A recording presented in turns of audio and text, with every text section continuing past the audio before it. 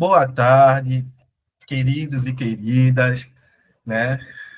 Ou bom dia, boa noite, boa madrugada, dependendo do momento que você esteja vendo esse vídeo. Eu sou Erison Silva, mediador, né, do grupo de Filosofia, Moral e Ética do Genefil.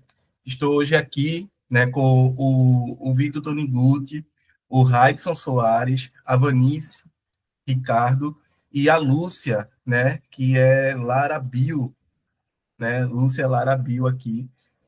Estamos juntos para dar início, né, um novo, né, uma nova obra, uma novo campo de reflexão aqui que a gente vai trazer após ter estudado, lido, debatido, refletido, né, sobre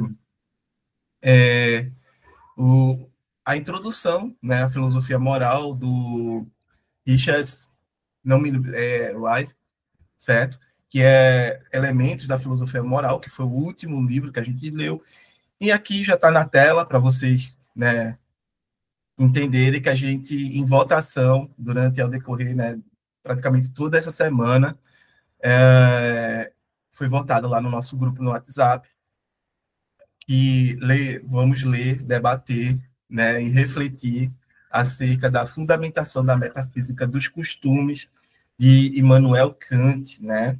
É um livreto, né? Um livro que, se você der uma olhada aqui, dependendo da edição, a gente aqui tem a edição, né, da tradução bilíngue, né, do Guido Antônio de Almeida, que tem uma ótima introdução, né, para contextualizar. Temos a clássica, que praticamente é utilizada em todo, né, curso de filosofia do país, né, que é a das edições 70, certo? Está tudo lá no nosso Drive, pode dar uma olhada, pode baixar, começar a ler, certo? Para além disso, a gente tem, mas aí não está no nosso Drive, essa edição, né, Lições sobre Ética, do Ernest Tugendhat. Ele, aqui tem 2 capítulos, né, que ele vai abordar estritamente a questão da fundamentação da metafísica dos costumes do Kant, vai fazer uma interpretação, vai comentar, né, praticamente parágrafo a parágrafo, as 2 primeiras seções desse texto, né, e que vale muito a pena, principalmente para quem quer ter um entendimento mais aprofundado acerca, né, da filosofia kantiana.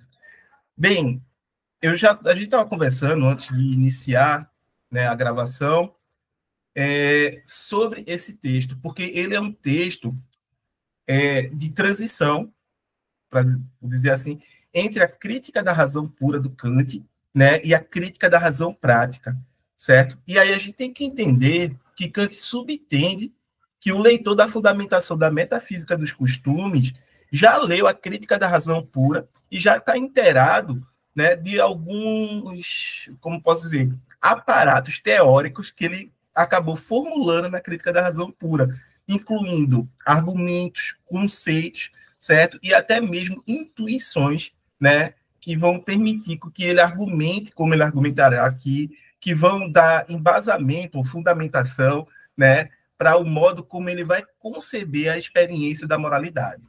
Ah, mas como assim é? Primeiramente, né, para Kant, ele vai falar em algo chamado juízos sintéticos a priori, né?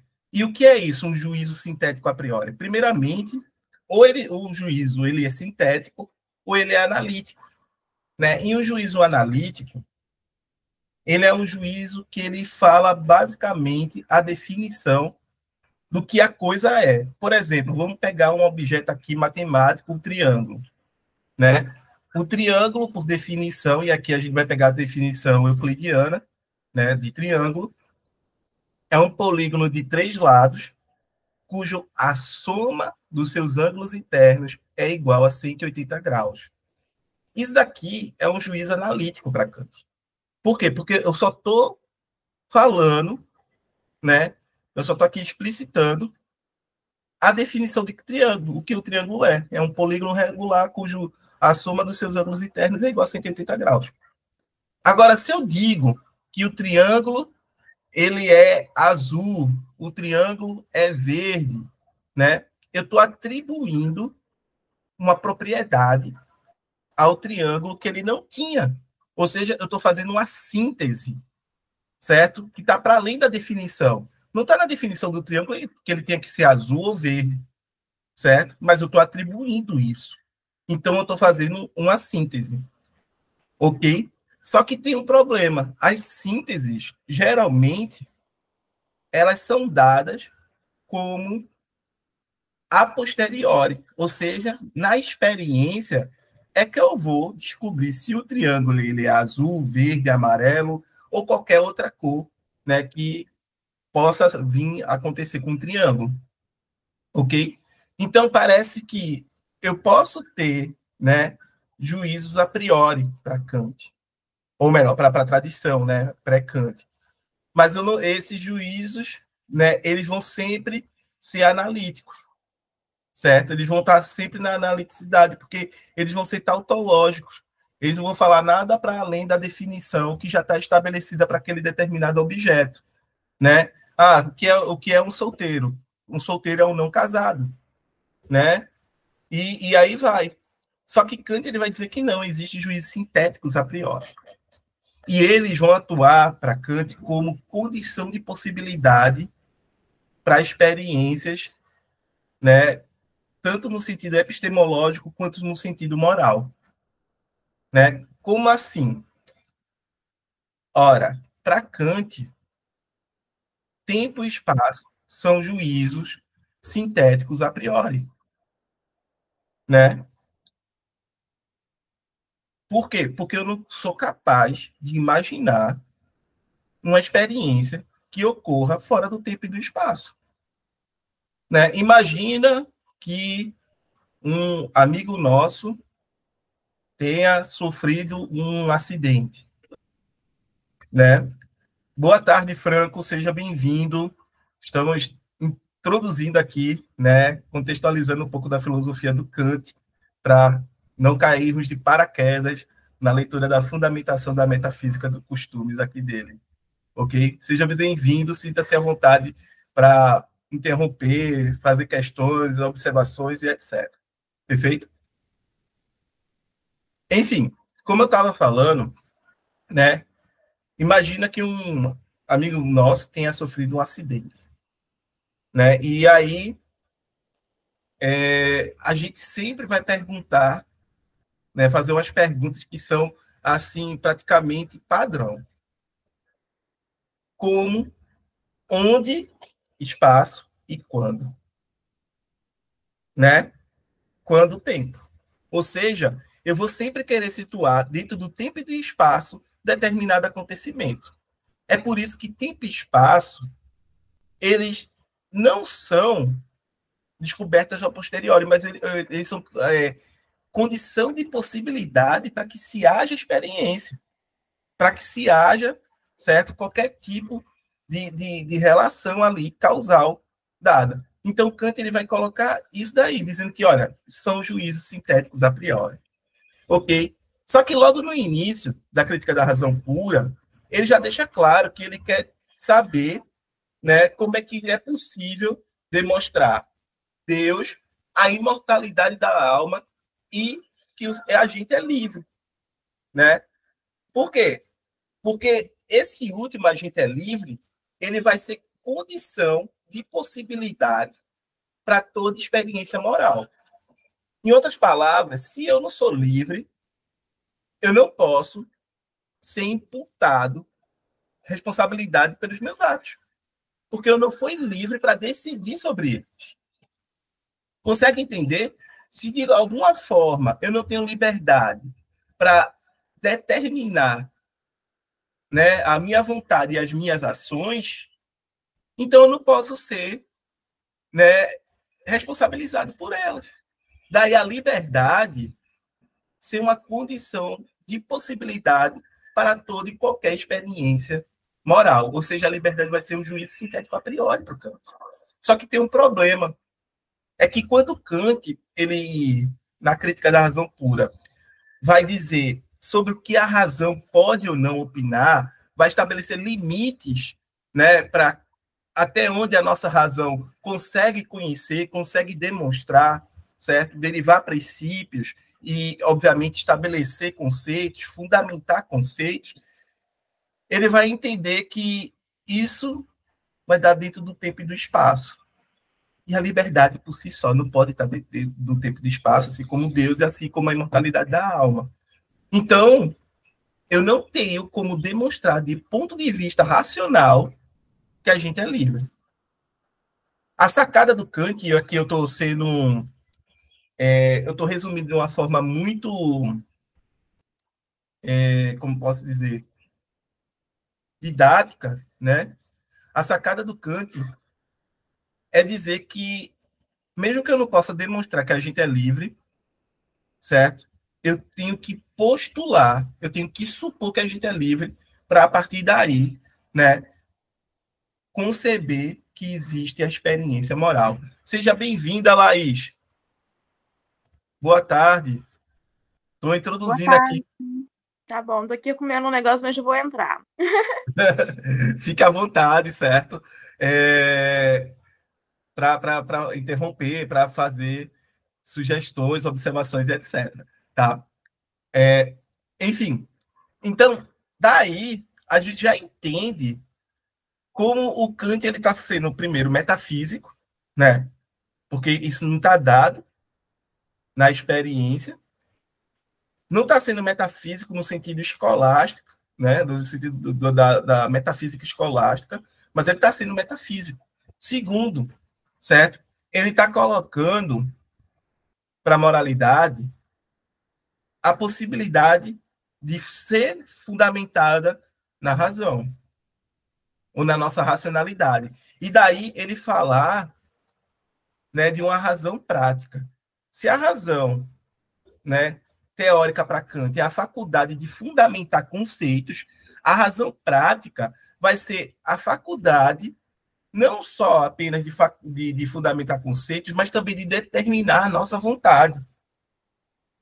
É esse o ponto aqui, certo? E aí, seja genial ou não, o Kant ele acaba montando uma estrutura teórica conceitual para que a gente consiga pensar o fenômeno da moralidade e pensar a questão da experiência moral, partindo, obviamente, dessa noção de juízos, né, analíticos e juízos sintéticos a priori, ok? É dentro desse contexto, certo? Que, meu Deus, eu acho que foi lá em 2010, 2009, por aí, né? Que eu dei início a, às investigações filosóficas, né? As minhas pesquisas filosóficas, trabalhando Kant e Ernest Duyckendorf, né? E tem um parágrafo aqui que está né, nesse livro aqui, Lições sobre Ética, do Ernest Duyckendorf, que eu não sei se dá para sacar aí, né? Eu tenho a edição dele no Drive, eu acho que é a quinta edição, essa daqui é a sétima, e a Vozes não lançou mais esse livro, né? Não imprimiu mais cópias, eu não sei como é que tá para conseguir ele, e até mesmo conseguir uma cópia de PDF. Se alguém tiver, né, dessa edição, da sétima edição, ou de uma edição, né, mais à frente, por favor, disponibilizar lá no nosso Drive, tá? Mas aqui na sexta lição, certo? Que é lições sobre ética, porque cada capítulo é uma lição, certo? Sobre um momento da ética, da história da ética ocidental, né? Da filosofia ocidental. A gente vai ter aqui a fundamentação da metafísica dos costumes de Kant, a primeira sessão, certo? E aqui a gente vai ter o Ernest Duyckendorf falando o seguinte, né? Abre aspas, este livrinho é talvez a coisa mais grandiosa que já foi escrita na história da ética. E ele é, pelo menos em suas duas primeiras sessões, uma das poucas obras filosóficas significativas de que dispomos. Livre das obrigações e excentricidades formalísticas, assim chamadas arquitetônicas, a que Kant se submeteu não somente na crítica da razão pura, mas, de novo, na Crítica da Razão Prática, escrita 2 anos mais tarde, Kant deixa-se conduzir aqui livremente pela riqueza de seu gênio, igualmente cheio de fantasia, como argumentando com rigor. Numa obra deste nível, aprende-se também dos seus erros. Fecha as aspas. Então, assim, eu acho que ele foi preciso nessa, né, pequena introdução a colocar aqui, né, que até do erro, né, se Kant errou, a gente vai aprender com os erros de Kant. E se Kant acertou, a gente vai aprender também, certo? Porque é de extrema importância, e eu já falei isso e tudo mais, apesar das vicissitudes que o autor tenha, certo? Ser misógino, racista, em alguns sentidos xenófobo, certo? Certo? Textualmente falando, ele é um gênio, certo? Ele é um gênio. A gente não pode negar a genialidade dele, embora temos que afirmar, né, que tem essas vicissitudes que eu acabei de relatar. Então, que a gente aprenda, né, tanto com os acertos e com os erros dele, certo, gente? Quando a gente for iniciar a nossa leitura, o nosso debate, a nossa reflexão aqui, ok? Hudson, Vitor, Laís, Vanise, Lúcia, vocês gostariam de fazer algum comentário? Ainda não. Tranquilo também, por enquanto. Perfeito. Ainda não, ainda não. Tá todo mundo de boa. Enfim, então a gente já entende aqui que por metafísica, né, ele quer mostrar princípios a priori, né, fazer a metafísica dele a priorística, né, e dos costumes, obviamente, que ele está falando lá da questão. Gente, recomendo ler tudo, certo? Desde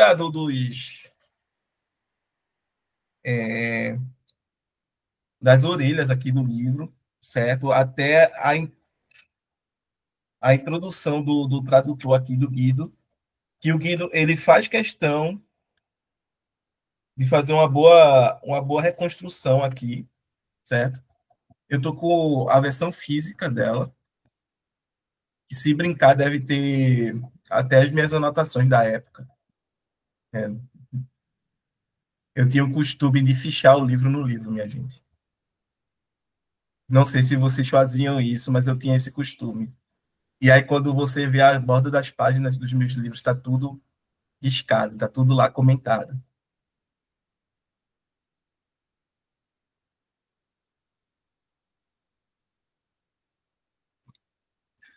O que é que vocês acham? A gente deve ir para o prefácio ou ler a introdução do Guido? Eu acho que a gente deve ler a introdução. Tá bem, vamos ler então a introdução. Agora, a introdução do Guido, ela é. Deixa eu ver aqui.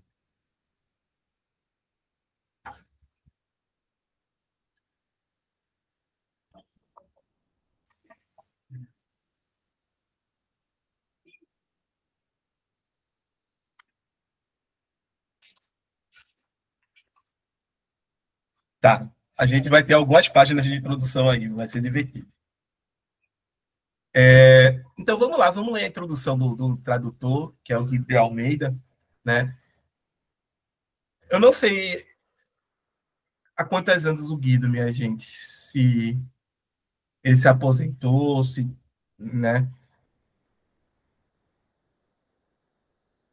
Sei que Carolina, seja bem-vinda.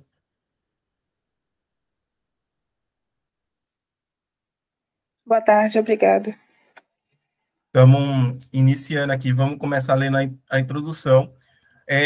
Para todos os membros, certo? Lá no nosso Drive tem essa introdução aqui, certo? E também tem, ou no caso, essa versão da fundamentação da metafísica dos costumes, e também tem a tradução das edições 70, tá?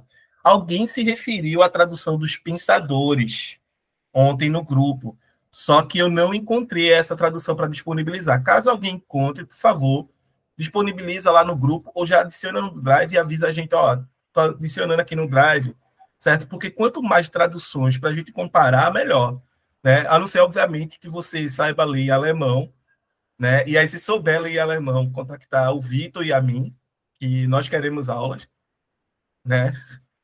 Porque é difícil, cara. Eu tenho que assumir para vocês, alemão é difícil de ler, certo?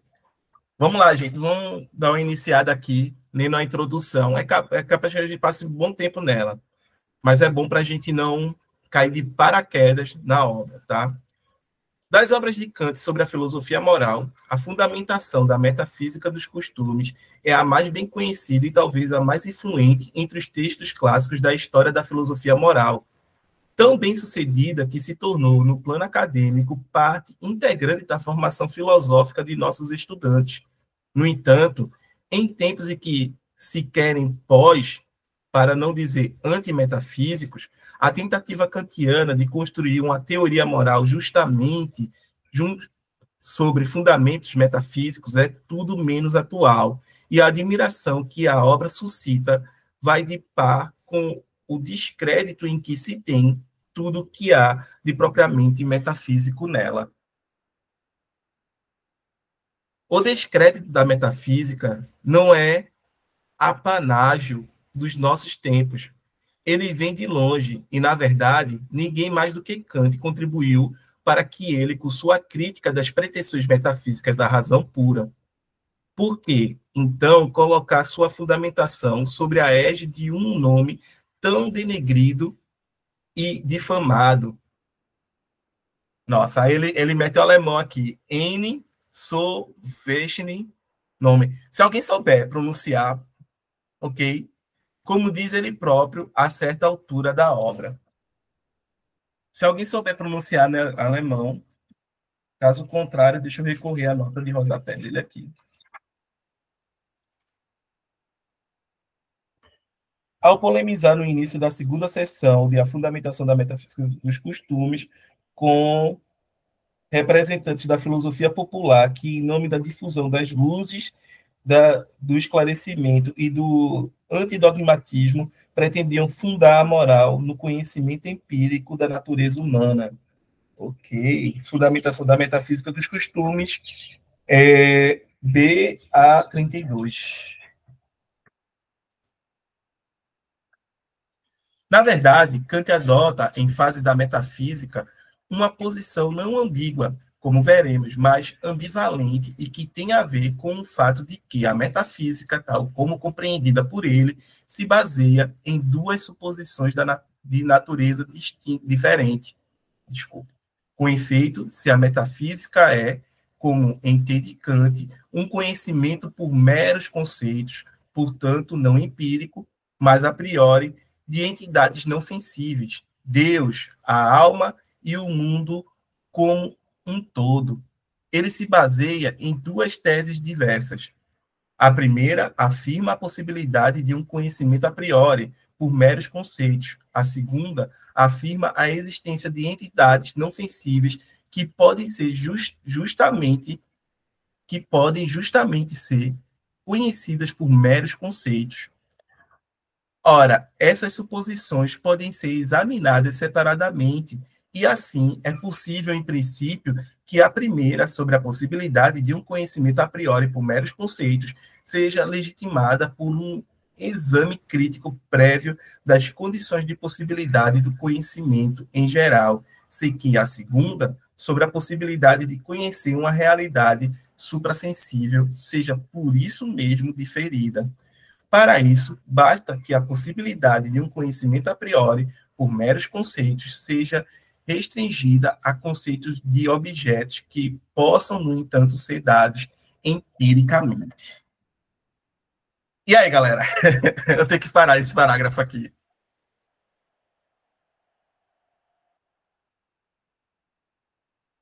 E aí, tudo bem para vocês? Ah, não muito, né? Hã? Não entendi, Laís. Acho que não muito, né? Se a gente puder, talvez. Vamos dar uma destrinchada no parágrafo, certo? Porque é difícil mesmo a leitura, tanto dos comentários a Kant, quanto da própria obra, certo?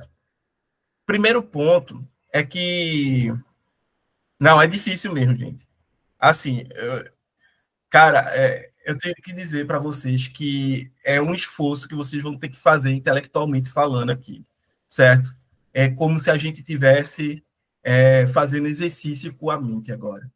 Raidson. Oi, boa tarde a todos.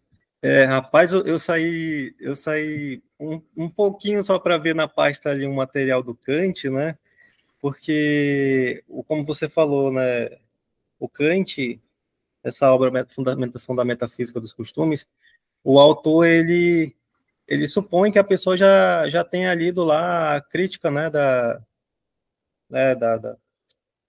pura, né? Como é que é? Crítica da razão Enfim, pura. da razão pura, perdão. E porque essa obra ela vem carregada de conceitos, né, que é importante que a gente tenha, né? E quando você perguntou se era para a gente ler o prefácio, eu estava lá procurando na pasta a obra, eu não pude falar nada, né, porque eu nunca vi um prefácio tão conhecido como o prefácio da obra do Kant, né, sobre a fundamentação da metafísica, porque como a obra ela foi escolhida, né, para a gente ler, debater, né, refletir, discutir aqui com os colegas, foi escolhida na sexta-feira e já no domingo a gente teve o encontro, então acho que é muito cedo assim, né, para a gente já entrar assim numa introdução. Acho que seria ideal mesmo a gente começar no prefácio, que é carregado de informações também, né? E que ele vai falando sobre conceitos também, sobre divisões importantes para a gente ter o entendimento também da obra, né? Aquela questão que ele vai dizer que o conhecimento racional é dividido, né? Em, em forma e o material, né? Tudo isso daí ele está falando lá no prefácio, né? Só que, mas tudo bem. A introdução também só que é carregado, né, de o que é conhecimento priori, né, o que é sintético, sei lá o que. É por isso que eu estava lá na pasta, porque eu estava vendo uns textos lá que eles são até didáticos para poder entender esses conceitos de Kant, porque eu não sou muito bom com essas coisas aí não, então eu confesso, né, eu estudei mais Platão, que eu me dediquei mais, né. Mas tudo bem, vamos destrinchar aí, como você falou, o texto aí, porque é difícil mesmo, Kant, entende? Sim, sim. E, assim, a gente está lidando com o Guido, tá? O Guido Almeida, ele não é um... Ele tá entre os maiores especialistas, os maiores kantianos que o Brasil já produziu, né? Ao lado do Loparic, do Valério Holden, do Juan Bonatini, certo? Da Maria de Lourdes, dentre outros grandes kantianos que o Brasil já produziu, certo? O ponto todo é que a gente começou pelo Guido e, assim, é difícil, porque você tem que dominar esse arcabouço conceitual. Só basta a gente entender que a metafísica, né, até a época de Kant, ela foi extremamente atacada, principalmente por um cara chamado David Hume, né? E que ele vai dizer que a metafísica vai ser um palco de disputas infindáveis, porque a gente no final nunca vai saber, né, como decidir o que é verdadeiro, porque sempre pode haver mais de uma verdade, essas verdades podem ser contraditórias e a gente não vai ter como definir qual das duas verdades ou das várias verdades que são contraditórias é a verdadeira. Então é como se a gente tivesse que dar um recuo e traçar uma outra verdade para decidir qual das verdades é verdadeira, e aí há um regresso infinito, né? Então, esse é o grande problema, né, da metafísica, certo? E muitos pensadores vão ser extremamente críticos ao decorrer da história da filosofia a esse modo de fazer filosofia, certo? Kant, quando faz a crítica da razão pura, ele pretende estabelecer limites para até onde a razão ela pode conhecer, para que ela não faça uma metafísica que seja uma metafísica, como posso dizer, que seja uma metafísica no sentido escolástico da palavra, né, que seja uma metafísica dogmática, por assim dizer, certo? E dogmática no sentido de instituir, né, conceitos absolutos que nunca vão poder ser criticados, que nunca vão poder ser colocados na questão, certo? Gente, o Radisson ele deu uma sugestão aqui da gente ir direto para o prefácio. O que é que vocês acham? Vocês concordam com o Radisson? Ou a gente continua lendo e tentando interpretar aqui a introdução? Lúcia, vote aí no chat.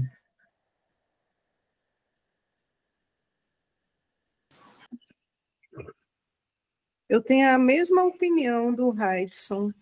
Acharia legal a gente dar uma passadinha, né? E tem muita coisa lá também, como ele falou. Tá, Obrigada. Vanice, Vanice e Lúcia, Vitor, Laís, Carolina, estão de acordo?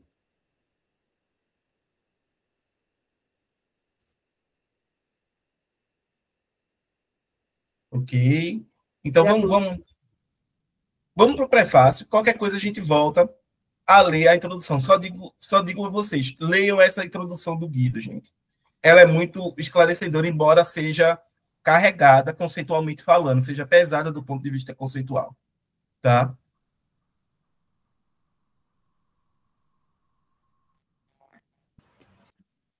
É como o Vitor falou ontem, né? Só o prefácio já está cheio de pérolas lá para a gente. acho que por hoje o prefácio é suficiente, pelo pouco tempo, né? Pelo pouco tempo de sexta para hoje, assim. Aí agora durante a semana não, a gente já vai para a introdução, já deu uma pesquisada, né? Nos conceitos fundamentais do Kant, já está mais preparado e tal, até para discutir, debater, né? Com o resto da galera, ia ser mais interessante. Então, vamos ao prefácio, tá? Vamos ao prefácio. Só uma coisa.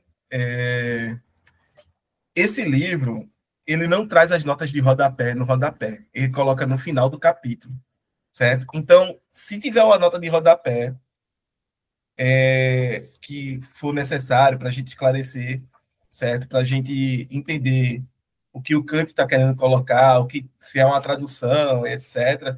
Eu vou só solicitar um tempinho para poder dar uma olhada aqui na nota de rodapé, tá, gente? Porque geralmente eu gosto da de rodapé no rodapé, né? Temos outra Carolina agora. É porque eu vou logar na outra conta no computador para ficar melhor para acompanhar. Ah, perfeito, perfeito. É Carolina de Souza, então a mesma Carolina. Ok. Vamos lá, gente. Então, prefácio da fundamentação da metafísica dos costumes, certo? A filosofia grega antiga dividia-se em três ciências: a física, a ética e a lógica. Essa divisão é perfeitamente adequada à natureza da coisa e nada há a corrigir nela, a não ser, talvez, acrescentar o princípio da mesma para, desta maneira, de uma parte, nos assegurar de sua completude, de outra parte, poder determinar corretamente as subdivisões necessárias. Todo conhecimento racional é ou material e considera um objeto qualquer, ou formal e ocupa-se meramente da forma do entendimento ou da razão ela própria e das regras universais do pensamento em geral, sem distinção dos objetos. A filosofia formal chama-se lógica. A material, porém, que tem a ver com objetos determinados e com as leis a que estão submetidas, é, por sua vez, dupla-se, pois essas leis ou são leis da natureza ou são leis da liberdade. A ciência da primeira chama-se física e a da outra é a ética. Aquela também se dá o nome doutrina da natureza, a esta doutrina dos costumes.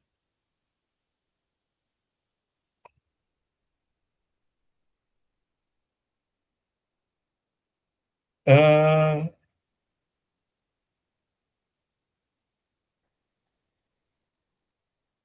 Vamos lá, gente. Ele tem 2 pontos aqui, né? O primeiro, a primeira nota de rodapé é Kant toma a palavra no sentido antigo que tem no século 17 e 18 e que corresponde em português ao sentido antiquado da palavra engenho, tal como tem nos versos conhecidos de Camões. Cantando espalharei por toda parte, se a tanto me ajudar engenho e arte. O termo foi definido no arte, primeira parte, né, como a faculdade de excogitar o universal para o particular, e aí traduzido por Kant em latim como ignis. Nossa. Né? E aqui esse terceiro ponto, muitos Essa é a nota 3? tradutores...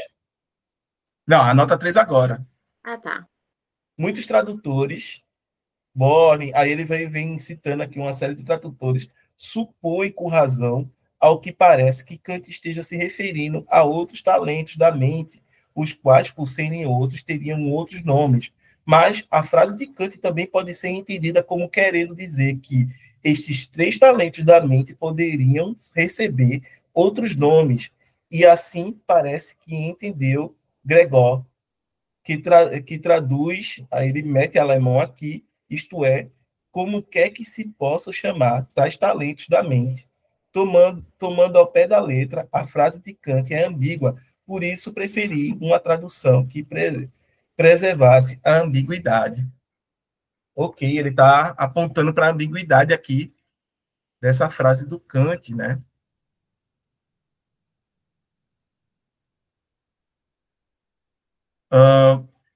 Gente, deu para entender esse ponto aqui do Kant, né? Ele vai dizer, né, que a ciência que trata, a formal, né, que trata dos objetos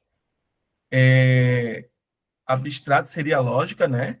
Porém, que trata dos objetos empíricos, né, e das leis da natureza e das leis da liberdade. Das leis da natureza seriam a física e das leis da liberdade seria a ética, certo?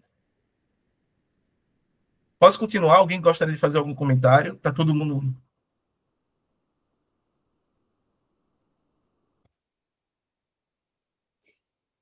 de boa aí? Vamos lá.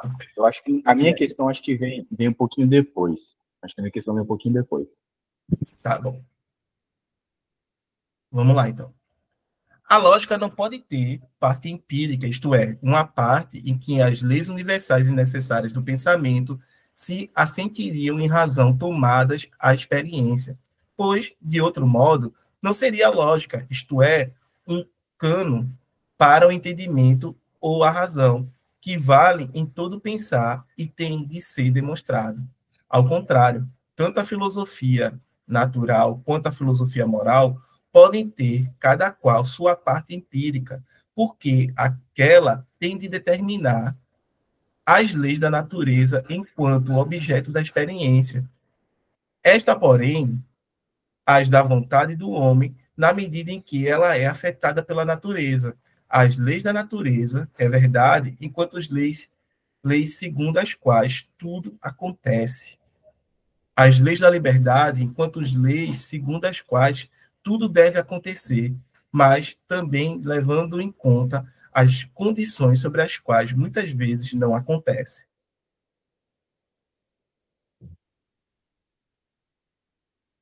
Nota 4. Termo ambíguo pode significar mens ou sentido estrito, para designar apenas as faculdades cognitivas, ou em sentido lato, abrangendo também a faculdade apetitiva e o sentido, ou o espírito, e nesse último caso, seja em sentido metafísico, abstrato, imaterial da mente, ou do ânimo, seja em sentido artístico, estético, a faculdade produtiva da razão de supor a priori a imaginação um modelo para a forma ligação de múltiplo. Tá. Edson, uma pergunta técnica. Em qual página que você tá? Porque minhas notas não estão... Eu estou na página 149 aqui. Vê se é essa mesmo. 149? Que são as notas do prefácio, não. Eu estou na nota errada. É... Ah, eu tava acho lendo que a nota 3, a nota... E eu tô ficando doida aqui. A nota certa está na página 180, ou melhor, 89 e 88. Essa nota 4 aqui, ó. O título que está é Ruiz, não sei pronunciar, que é a designação usual da filosofia nos séculos 17 e 18, usada como alternativa vernícula em alemão para a palavra filosofia, né, em alemão. Como se pode ler no Green, né? Aí essa palavra significa inicialmente, especialmente na linguagem dos místicos, a sabedoria terrena, né, ou o conhecimento obtido a partir dos esforços e da capacidade humana por oposição à sabedoria de Deus. Passou a significar depois, como confirmado por todos os lexicógrafos do século XVII, a designação usual em alemão para a filosofia, perdendo o significado pejorativo que tinha enquanto ancila teológia, né, alguma coisa teológica. É nesse sentido que a palavra é usada em Kant, como se pode ler na seguinte passagem citada no Green. E aí ele mete alemão aqui que eu não sei ler. Certo? Obrigado, Laís. Por nada. Tá. Bem, já estamos entendendo que ele está fazendo uma distinção aqui, né, entre as formas de conhecimento. Né? Primeiramente, existe uma forma de conhecimento que seria uma forma pura, onde a gente conhece por via de conceitos, de relações de conceitos, né, e de princípios. Só lembrando que conceitos podem ser demonstrados, princípios não, tá? Princípio é de onde se parte, para se demonstrar os conceitos, e aí vai, certo? E aí isso estaria ligado, por exemplo, à lógica, né, que estabeleceria as leis do nosso raciocinar, do nosso pensar, né? Mas também existe o conhecimento, né, empírico, um conhecimento que ele não é puro, isto é, ele não é independentemente da nossa acessibilidade, das nossas experiências e por aí vai, certo? A diferença é que o conhecimento puro, ele é universal e necessário, certo? Tem que ser daquela forma e acabou, se é válido para todo mundo, em qualquer lugar, em qualquer contexto. Já o conhecimento empírico, ele é contingente, certo? Que é o oposto de necessário, e ele não é universal, ele pode ser geral, ele pode ser particular, certo? Mas ele raramente chega ao ponto de ser universal, tá, gente?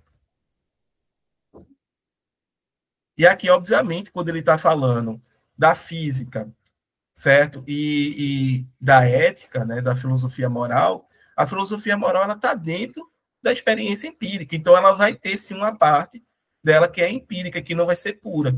O ponto todo é que para Kant os fundamentos dessa ciência, né, dessa filosofia moral, ela vai ser pura, entendeu? Vai ser independentemente da acessibilidade. Pode-se chamar empírica toda a filosofia na medida em que ela se estriba em razões empíricas, mas aquela que apresenta suas doutrinas unicamente a partir de princípios a priori, filosofia pura.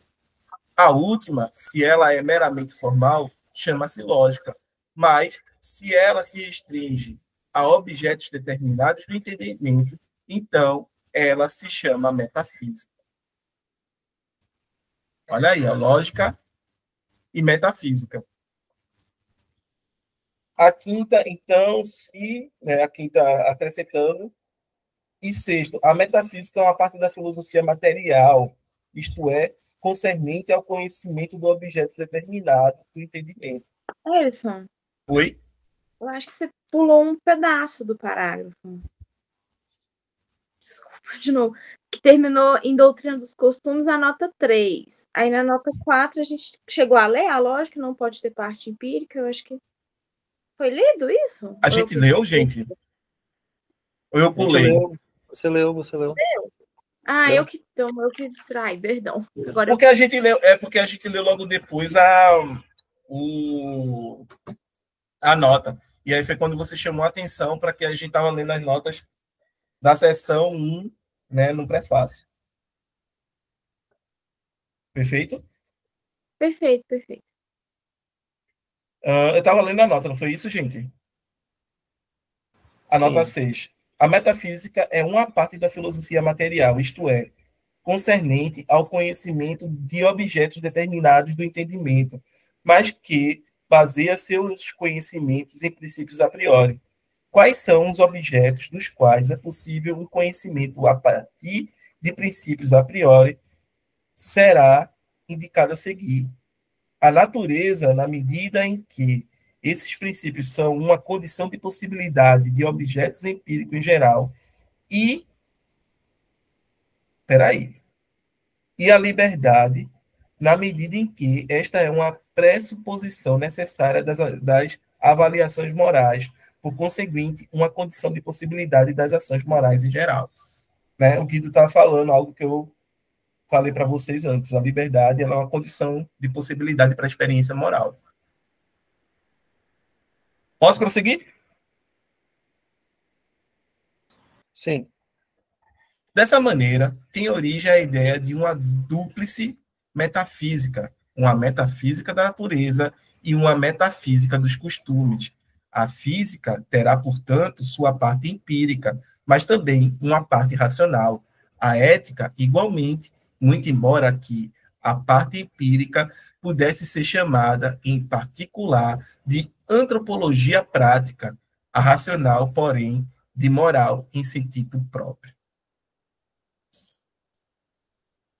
A nota 10 ele coloca o termo dúplice, né? Isto é, considerado em duas partes heterogêneas, certo? Não são duas partes iguais, mas são duas partes diferentes, né? Que a nota 7 está dizendo aqui.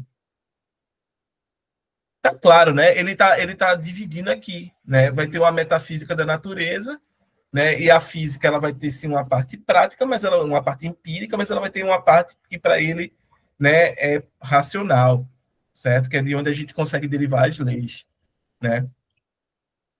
E aí, da mesma forma, a gente teria na ética uma parte racional, né? Mas também teria uma parte prática, mas isso aí seria a antropologia prática. Todas as ocupações, ofícios e artes ganharão com a divisão do trabalho, pois aí não se faz tudo sozinho, mas cada um se restringe a um determinado trabalho que se distingue de maneira fácil de se notar dos demais quanto à maneira de tratá-lo. Para que ele possa desempenhar-se dele com a máxima perfeição e com maior facilidade, onde os trabalhos não são assim diferenciados e divididos, onde cada um é um faz tudo, as ocupações ainda se encontram no mais bárbaro dos estados. Certamente não seria assim, mesmo um objeto indigno de consideração perguntar se a filosofia pura não requer em todas as suas partes seu homem particular e se as ocupações intelectuais em seu todo não estariam em melhor situação caso aqueles que estão acostumados a vender o empírico com o racional, em conformidade com o gosto do público, numa mistura segundo proporções as mais variadas e deles mesmos desconhecidas, e que se dão o nome de pensadores autônomos, aos outros, porém, o de ruminadores, fossem advertidos a não se ocuparem ao mesmo tempo de dois negócios muito diversos na maneira de serem tratados, para cada um dos quais talvez se exija um talento especial e cuja combinação em uma só pessoa só produz remendões. Mas aqui vou perguntar tão somente se a natureza da ciência não exige que se separe sempre cuidadosamente a parte empírica da racional e que se antepõe a física propriamente dita, empírica, uma metafísica da natureza. A antropologia prática, porém, uma metafísica dos costumes, que teria de estar cuidadosamente expurgada de todo elemento empírico, a fim de saber quanto a razão pura pode levar a cabo nos dois casos, e de que e de quais fontes ela própria extrai essa sua lição a priori.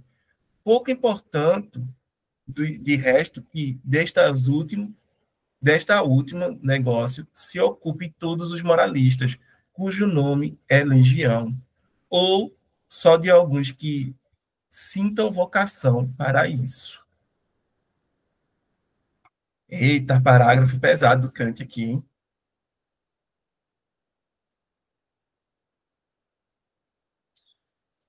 Eu tenho umas anotações aqui Esse é para ver se pode me ajudar. No sentido, tipo assim, com quem que o Kant está falando, de quem que o Kant está falando, parece um babado, né, que ele está falando, que tem uma galera que se ocupa em trabalho subdividido, chama de legião, mas eu mesmo, assim, até agora ainda não descobri, assim, com quem que ele tá acusando, né, que ele tá acusando. Ele tá tretando com alguém, né, para falar nos termos dos nossos dias, ele tá tretando com alguém aí, velho. Tem alguma treta com a galera aí, e ele tá acusando a galera de, né, vender para o grande público uma filosofia mal feita. O Vitor. Me chama a atenção o fato de que ele também está falando de atividades laborais.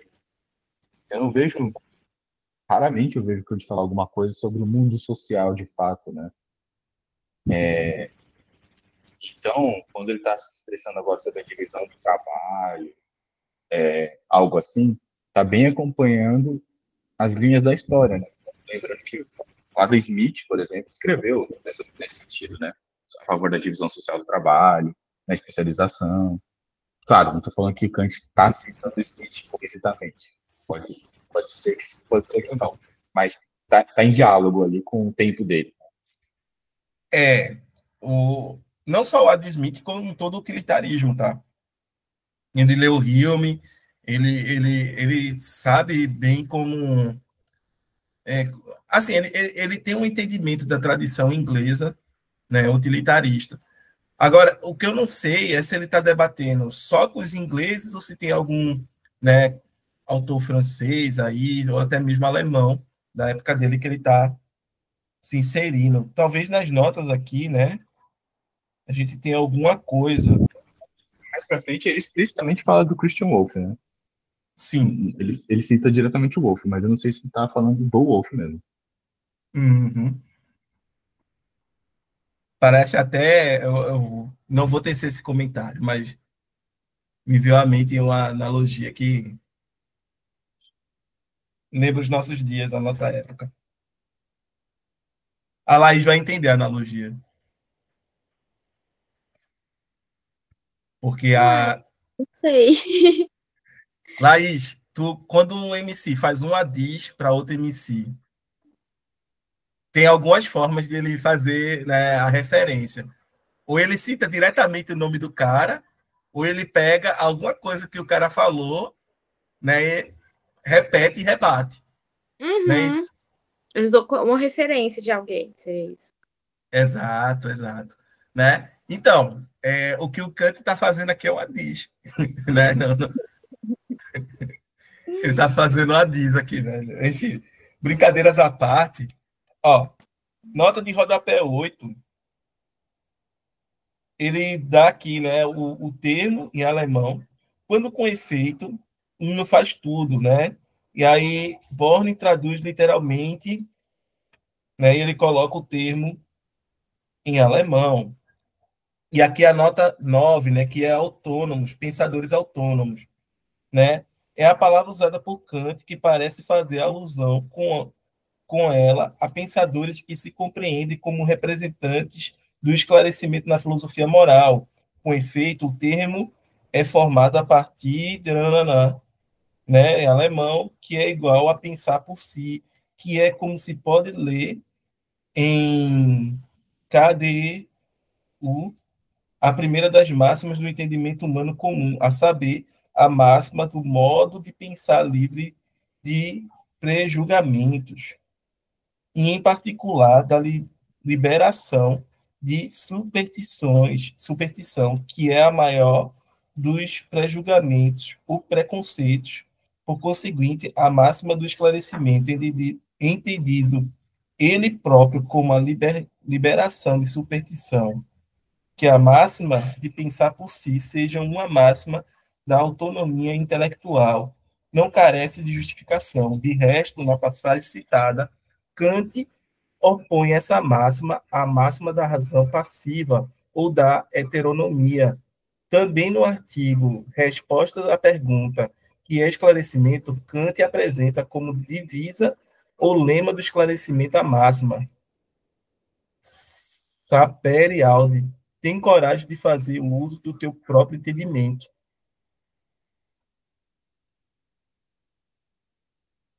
É disso daqui que o Kant está falando, já da distinção de autonomia e heteronomia, gente. Eu acho que o tradutor está colocando um pouquinho mais de coisa aí, né? É, Mas ele está associando, né? Ele está falando que tudo que o Kant está falando está alinhado com um projeto de autonomia, de maioridade. Me parece que é isso que ele está querendo dizer. Está juntando as é, peças, né? mas no caso aqui é autonomia intelectual, né? Porque ele É vai falar porque da. lá o que é esse esclarecimento, isso envolve a maioridade, né? Isso envolve a maioridade, né? Então, quanto é a capacidade de você pensar por si só, né? Não se deixar levar por meras opiniões, né? É isso. Acho que quando a gente está falando essa coisa de tem gente que fala coisas por aí, né, sem entendimento de fato, eles estão meio que reproduzindo ou não estão pensando exatamente por si mesmo, né? Algo nessa direção. Não sei, Hum, falando assim do mas que faz eu lembro sentido. dos textos. Faz sentido, faz sentido. Ah, tá, as próximas, a nota 10 de rodapé, ela é bem carregada, né? Born traduz por bem carregado de termos em alemão aqui. Deixa eu ver. O termo é derivado de Grubeck, não sei como é que se pronuncia, definido no tome mais alemão, da seguinte maneira: refletir, meditar sobre algo longo, intensa ou inutilmente em vão, de maneira infrutífera ou atormentada, e exemplificado por a noite inteira ruminei, meditei sobre esse problema, refleti em vão sobre o motivo para com essa ruminação, essa preocupação sem sentido. Segundo Green, né, Gruber corresponde em latim a um termo comum e é frequentemente sentido pejorativo, como é o caso em Kant, de que cita a expressão. Eita, pesado isso aqui.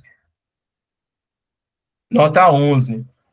Na verdade, o novo período é uma continuação do anterior. Separei os dois por uma questão de clareza e para facilitar a compreensão. Uma tradução literal deveria ter começado o período anterior da seguinte maneira: porém, muito embora não seja certamente um objeto indigno em si mesmo de ponderação, etc., ao qual se seguiria agora. Aqui eu vou perguntar tão somente. Hum.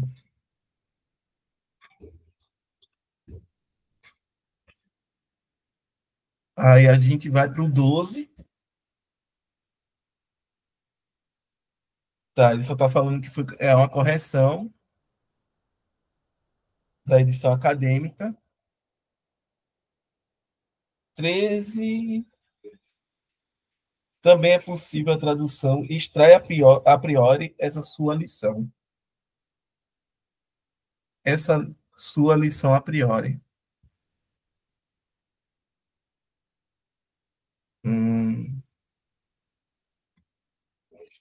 Ok. E aí, por último, a gente vai ter a 14, cujo nome é Legião.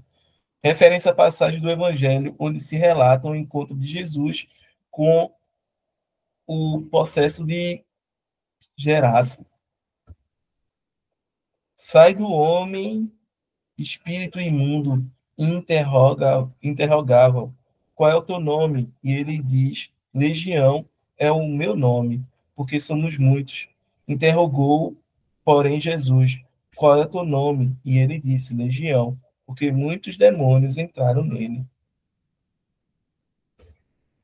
Né? Legião é o coletivo, né, de demônios e também de anjos. Né? Acredite se quiser. E aí, gente? Seguimos? Acho que pode seguir, porque essa parte aí ficou entendido que o Kant tá arrumando discussão. Ele tem um alvo, né? Ele tem alvos aí. Vamos ver para onde ele vai levar a coisa.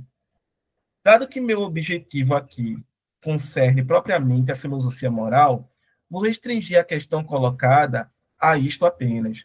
Se não achamos que é da mais extrema necessidade elaborar, afinal, uma filosofia moral que esteja inteiramente expurgada de tudo que possa ser empírico e pertença à antropologia, pois que tenha de haver semelhante filosofia fica claro por si mesmo a partir da ideia comum do dever e das leis morais.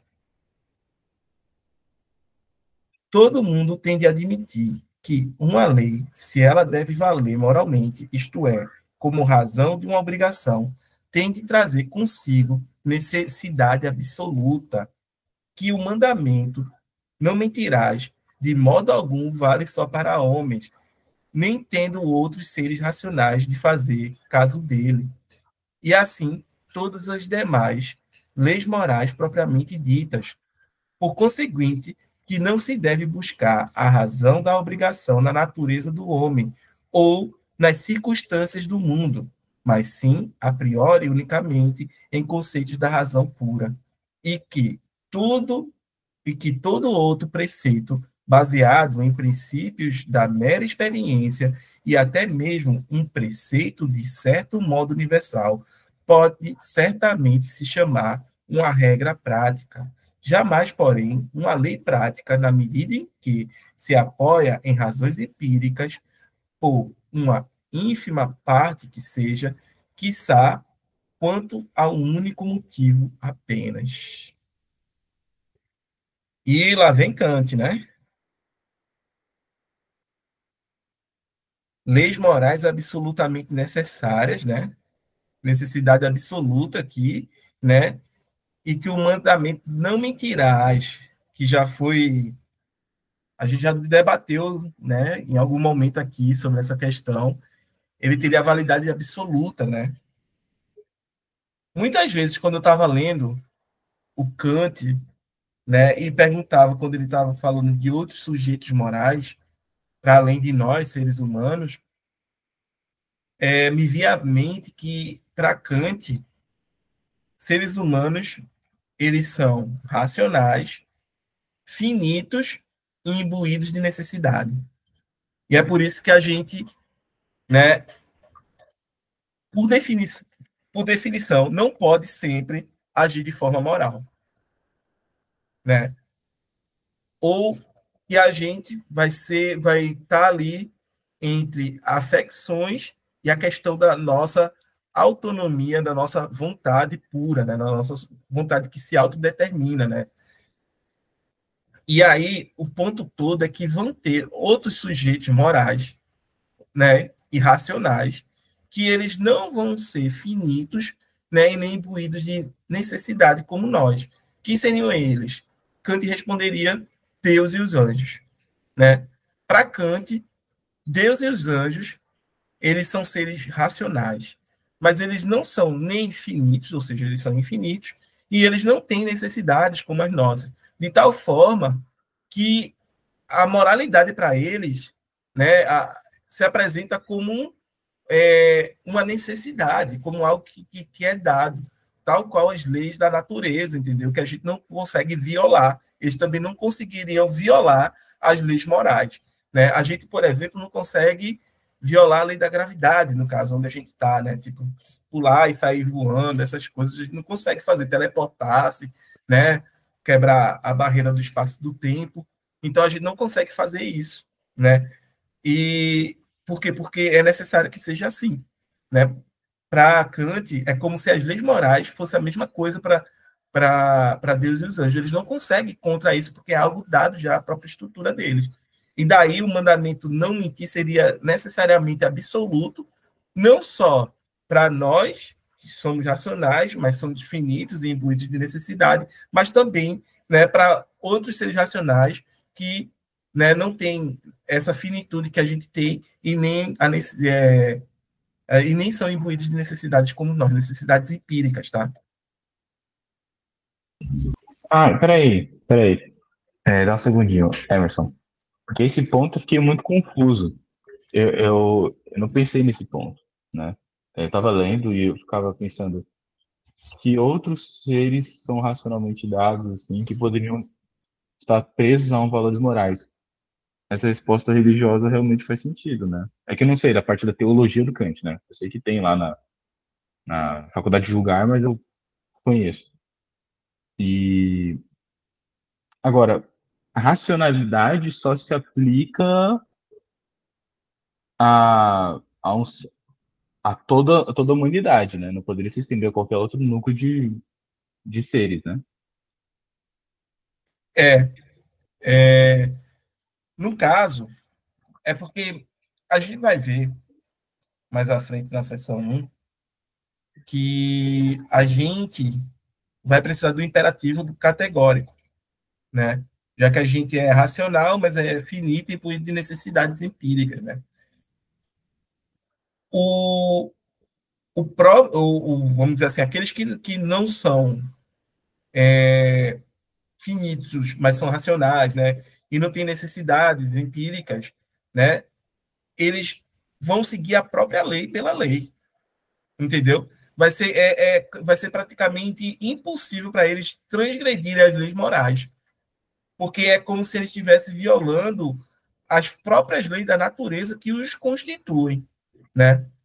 Eu falava o seguinte na época: se existisse um ET racional para Kant, né?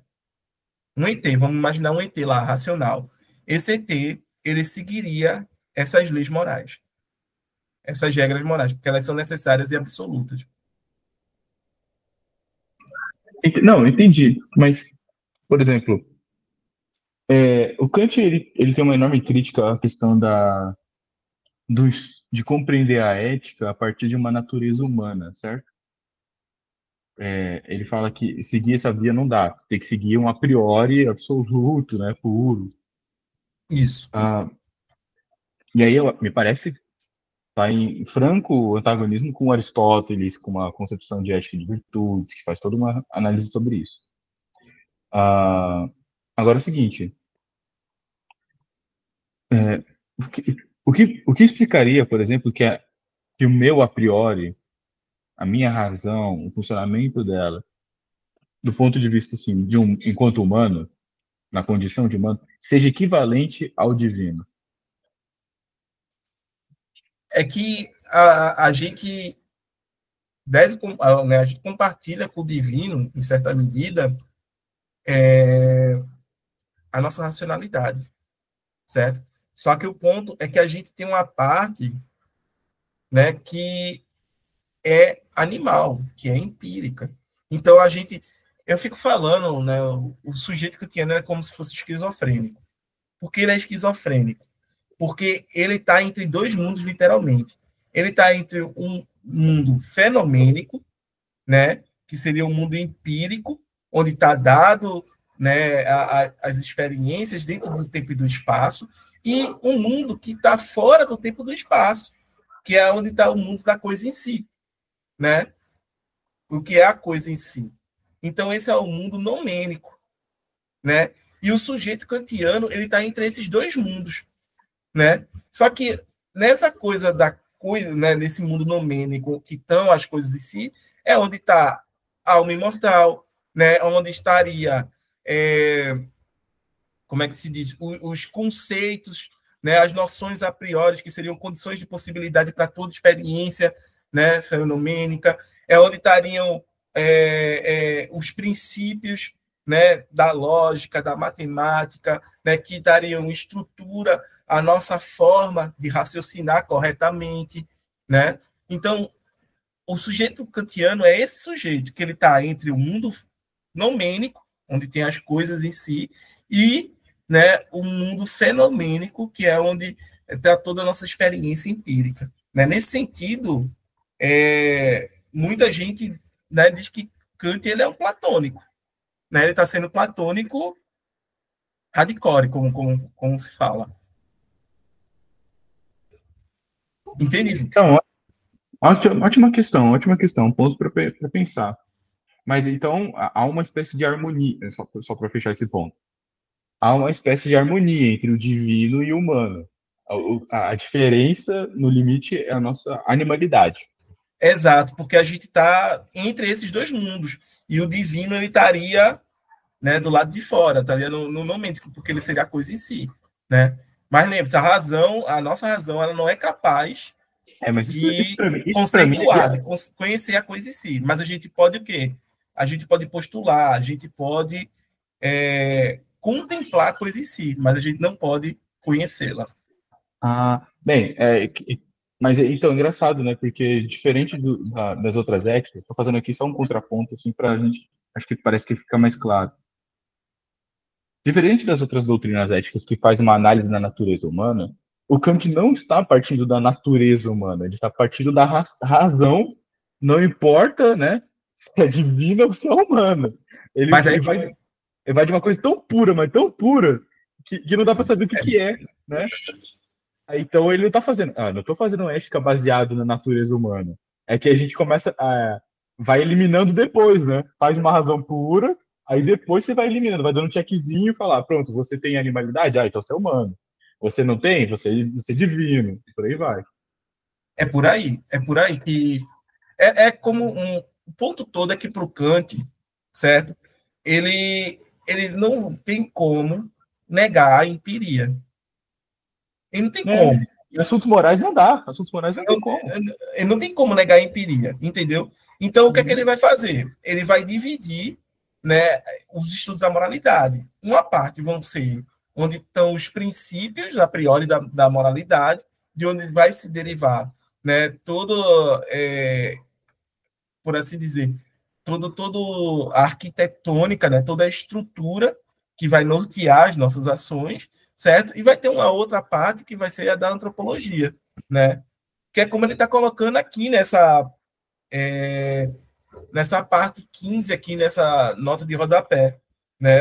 Não sei se tu me permitiria ver só o que ele diz aqui. Kant dá ênfase nessa passagem à necessidade de separar a filosofia moral da antropologia, isto é, de considerações empíricas sobre a natureza humana. Com isso, ele parece prejugar a possibilidade de uma metafísica moral, cuja fundamentação, no entanto, é o objetivo da presente obra. Ele dá a seguir, é verdade, um argumento para se aceitar a possibilidade de uma filosofia moral expurgada de todo o elemento empírico, a saber, a alegação de que a ideia comum do dever e das leis morais implica necessidade absoluta e validade universal para todos os seres racionais. Não fica claro, porém, por que essa concepção das leis morais é uma ideia comum e por que temos de aceitá-la como uma boa concepção ao refletir filosoficamente sobre ela. Assim, Kant parece tomar, já no prefácio, decisões que deveriam, ao contrário, ser justificadas na fundamentação de uma metafísica moral. Como isso contraria a ideia de uma fundamentação, é preciso resistir a essa impressão inicial. as considerações no fim do prefácio, sobre o método seguido por Kant na presente fundamentação deixarão claro, pelo menos para o leitor familiarizado com a obra crítica anterior de Kant, porque o exame crítico da possibilidade de uma metafísica moral pode começar com a exposição de um conceito comum da moralidade. Pegou a ideia? Depois eu vou ter que ler a nota de rodapé direitinho. Com mais Não, calma. Mas eu não vou atrapalhar mais. Acho que não. Pode interromper, Vitor, por favor. E Laís também, Radson, Vanise, certo? Lúcia, Carolina. É porque assim, um comentário, né?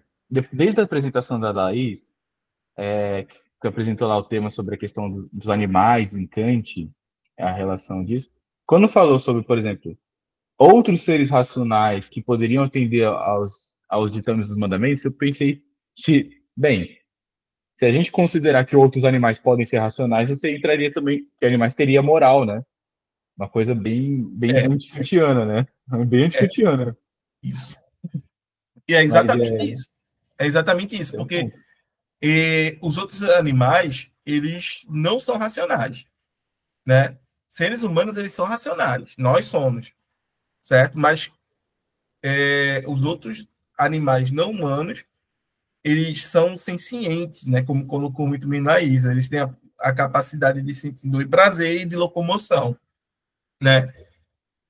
O ponto todo é a gente entender em que medida a gente tem responsabilidade moral com esses animais, né? A partir, obviamente, da perspectiva kantiana. Né? Se fosse uma perspectiva utilitarista, estaria já justificado, porque o Bentham fala sobre isso, o John Stuart Mill fala sobre isso, e se posiciona, né, acerca até de um vegetarianismo mesmo, entendeu? De tentar, né, uma outra forma de se relacionar com os animais que não seja essa forma predatória que a gente tem, certo? Mas o ponto todo aqui é que Kant ele está pressupondo aqui algo que ele já quer provar, né? Ele está complicado porque é como se fosse até uma petição de princípio, muitas vezes, né? Alguém já poderia sair acusando ele disso, só que o método que ele está utilizando aqui, né, vai ser aquela questão do método analítico e sintético, certo? O Guido, ele explica isso na introdução que ele dá. Então, recomendo aí para vocês que estão sendo introduzidos agora, né, dá uma lida na introdução e depois eu vou ver se eu encontro que tem um livro que é bem fácil. Quando eu mostrei esse livro ao Juan Bonatini, ele disse que isso daí a gente tinha que ler escondido para que ninguém soubesse que a gente estava lendo, que é um livro do Luc Ferry, né, o que era ministro da Educação da França. Ele tem um livro que é uma leitura das 3 críticas. Não sei se... Deixa eu ver se eu estou aqui. Vou jogar aqui no chat para vocês. A gente não vai conseguir ler todo o prefácio, né, hoje, né? Não. Então vou fazer mais uma pergunta. Pode questão. Ficar à vontade.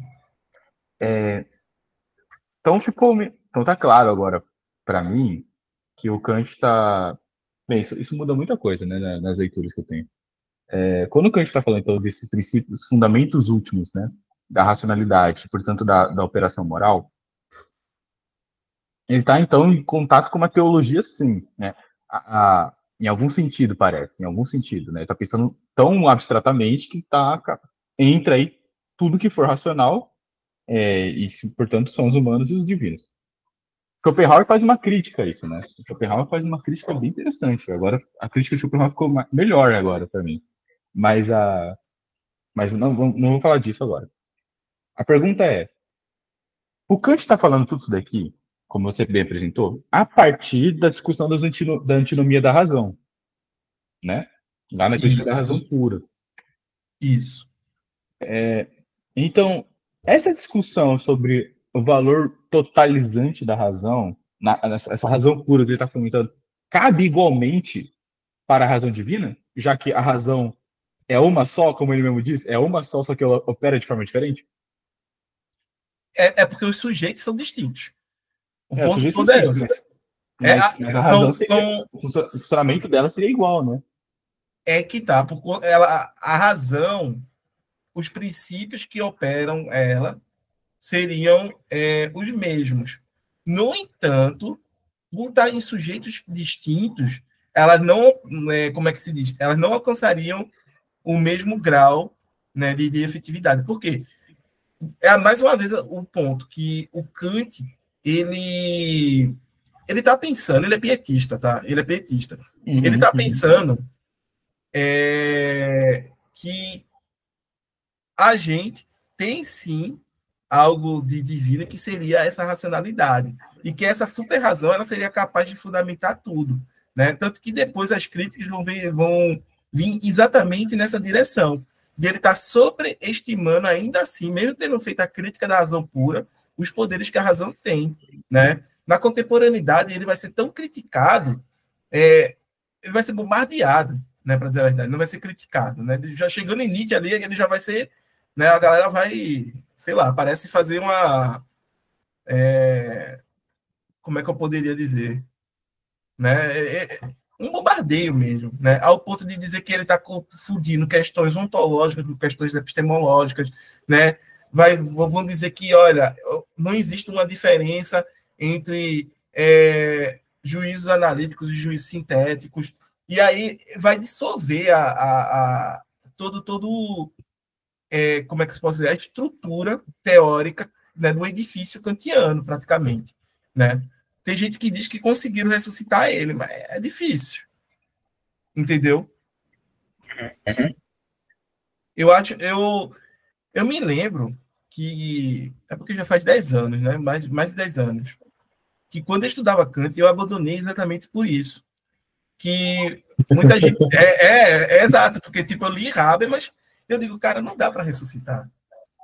Depois de eu ler o Habermas, depois de eu ler o Karl Otto Apel, eu digo, o projeto moderno é que ele está inacabado, é que ele fracassou mesmo, entendeu? O projeto de Não, tem que ler como é que é? Acho que é o Strauss, né? O Strauss diz que é um dos melhores kantianos, né? Faz uma ontologia boa. Bem, eu não sei avaliar isso, Eu também não saberia, mas fala.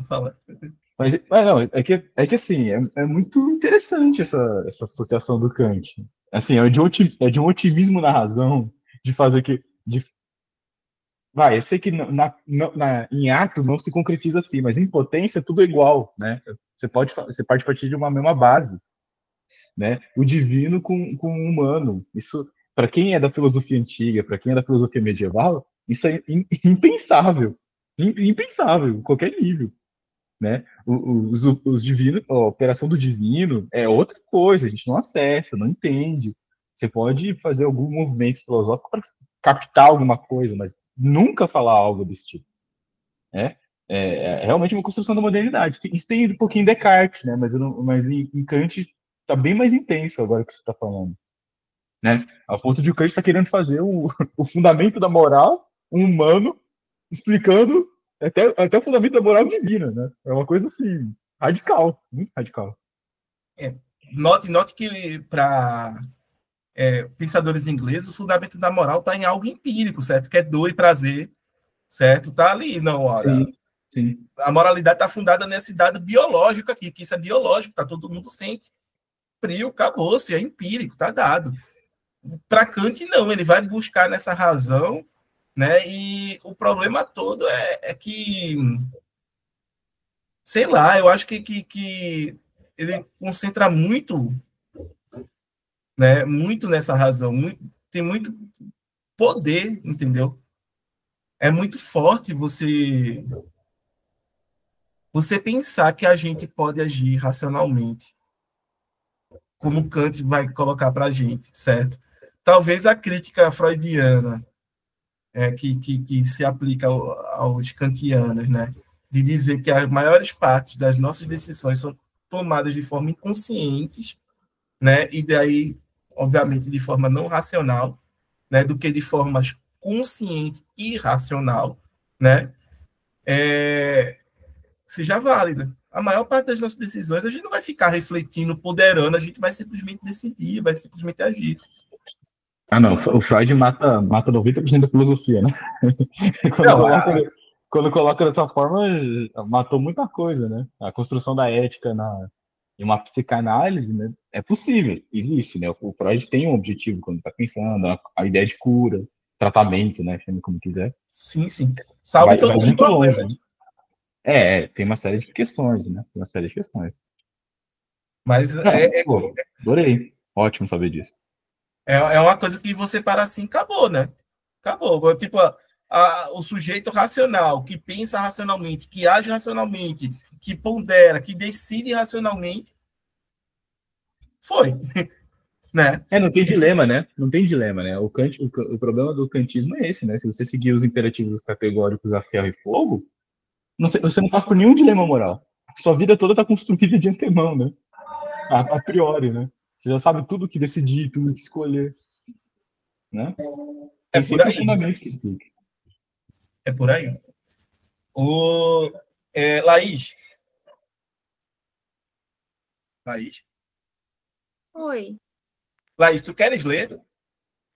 Posso ler.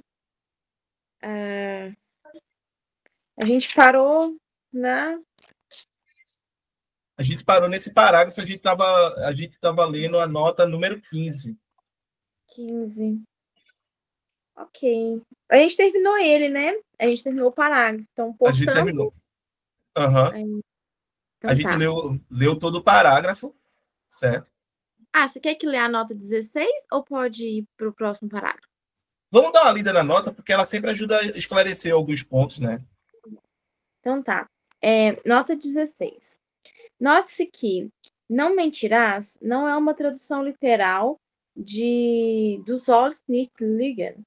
Com efeito, usamos em português a forma gramatical do futuro para exprimir o que chamamos de mandamentos, segundo a tradição judaico-cristã. Diferentemente do português e muitas outras línguas, o alemão recorre ao verbo dever, conjugado na segunda pessoa do singular presente do indicativo, deves, tu deves, para formular mandamentos ou imperativos. Assim, a tradução literal da frase em questão é: não deves mentir. Quintela optou pela tradução literal, levando em conta certamente o fato de que Kant dá grande importância, como se verá na seção 2, ao uso do verbo dever, na forma que explicita a forma imperativa dos mandamentos morais. Já as traduções inglesas de Abbott e de Beck renunciam a uma tradução literal e optam pela forma usual em inglês para exprimir os mandamentos, a saber, o uso do verbo shall na segunda pessoa do singular. Thou shalt not lie. Não creio que, em nome da coerência da doutrina kantiana, tenhamos de forçar a índole da língua portuguesa e recorrer a uma maneira estranha, a rigor estrangeira, de formular os mandamentos. Também não creio que a expressão vernácula coloque uma dificuldade real para a teoria kantiana. Com efeito, para a defesa dessa teoria, basta levar em conta a ambiguidade do futuro do indicativo, que podemos usar não apenas para fazer previsões, por exemplo, a mais certa delas, morrerei um dia, mas também para declarar intenções ou fazer promessas na primeira pessoa e dar ordens ou formular normas na segunda pessoa, como é o caso precisamente dos mandamentos morais. Pode-se dizer, então, que a força prescritiva que o futuro do indicativo tem de, eventualmente, na segunda pessoa, poder ser explicitada precisamente pelo verbo dever, sollen, e que, nesse sentido, ele está contido implicitamente nas formas verbais em questão. Uma nota de tradução. Gigante. Agora, 17? É só a gente entender, né, que está implicitamente no não mentirás a intenção de, tipo, de não deves, né? Não deves mentir. A questão de dever moral, né? O verbo norma. Da norma, certo? é quase como se fosse uma ordem, um imperativo, né? Obviamente que isso aqui está sendo colocado de forma implícita, mas já está aqui, certo? Mais à frente ele vai aprofundar. O modo dessa ética, dessa moralidade kantiana, né, ser colocado como deontológica, né, é exatamente por conta que as regras morais elas vêm nesse sentido de dever, de imperativo mesmo, de dizer tu deves, tu não deves, né, é como se fosse uma ordem, né, sendo dada a você pela própria moralidade, pela consciência, né. Eu tenho um outro comentário, mas eu acredito que não se encaixa nesse momento. Vamos para ler essa parte 17, por favor. 17. A tradução literal seria, abre aspas, outros seres racionais, porém, não teriam de fazer caso dele. Fecha aspas. Tanto Beck quanto Abbott introduziram um as if como se antes de outros seres racionais, certamente pensando que, sem isso, Kant estaria dizendo que todos teriam de admitir que outros seres racionais não teriam de fazer caso desse mandamento, o que, na verdade, é o contrário do que ele quer dizer. Nenhuma modificação será necessária, contudo, se entendermos que a negação atinge não somente a preposição, vale só para homens, mas também a proposição, outros seres racionais, porém, não teriam de fazer caso dele. O que Kant quer dizer, então, é que não é verdade que o mandamento só valha para os homens. E não é verdade que os outros seres racionais não teriam de fazer caso dele. Essa leitura exige, porém, grande atenção da parte do leitor. Por isso, preferir uma oração participial claramente dependente da anterior, o que explica o sentido da restrição, só para os homens na frase anterior. É exatamente o ponto que o Vitor estava colocando aí, né? Tipo, é válido só para os homens ou, né? Ou não apenas para os homens, né?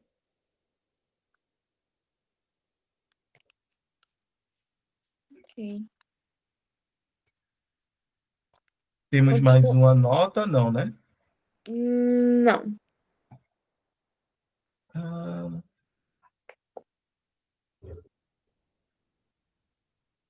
Pode continuar? Pode. Queres continuar lendo? Vou continuar mais um pouquinho. Obrigado.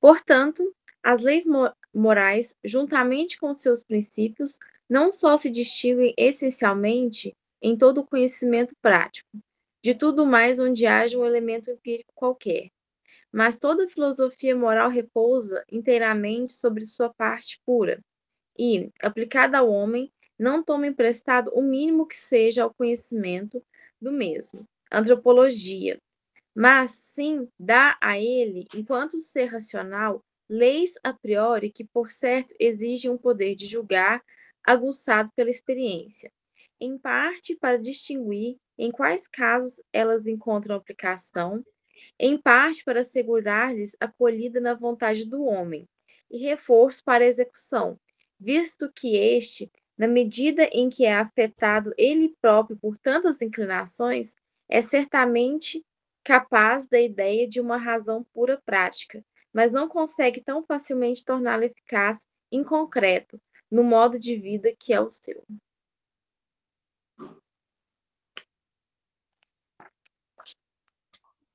Aí.